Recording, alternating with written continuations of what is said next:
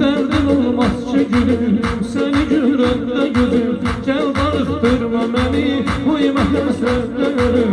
Derdim olmaz ki gülüm, seni görəndə gözüm, gəl darıxdırma məni, qoyma həsrətlə ölüm.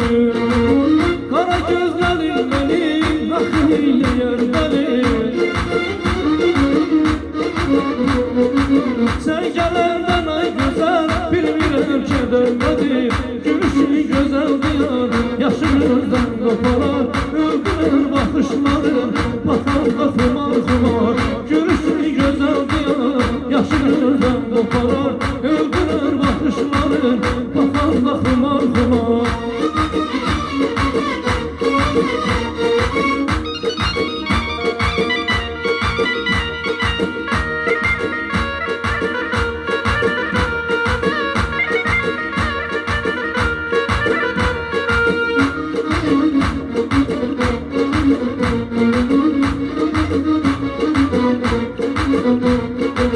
Saçının örüleri denizin dalgasıdır, gözlerinden gülür dünyanın aynasıdır.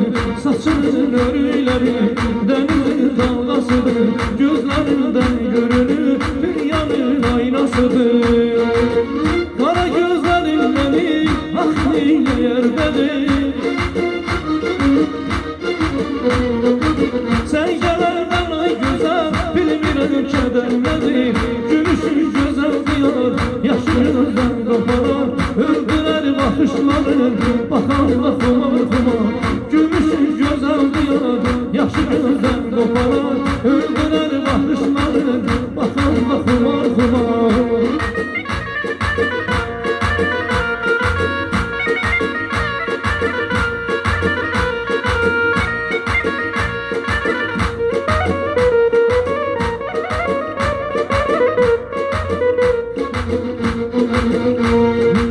Göylerin ulduzusan, yüreğin arzususan, benim alnıma inan, Tanrı yazan yazısan.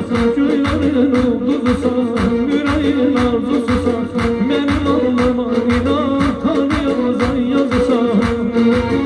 Kara gözlerin beni, ah neyleyər beni. Sen gələndən ay gözəl, bilmirəm kədər nədir. Gülüşün gözəl diyar, yaşı gözdən qoparar. Öldürər baxışların, baxar da xumar xumar. Gülüşün gözəl diyar, yaşı gözdən qoparar. Öldürər baxışların, baxar da xumar xumar.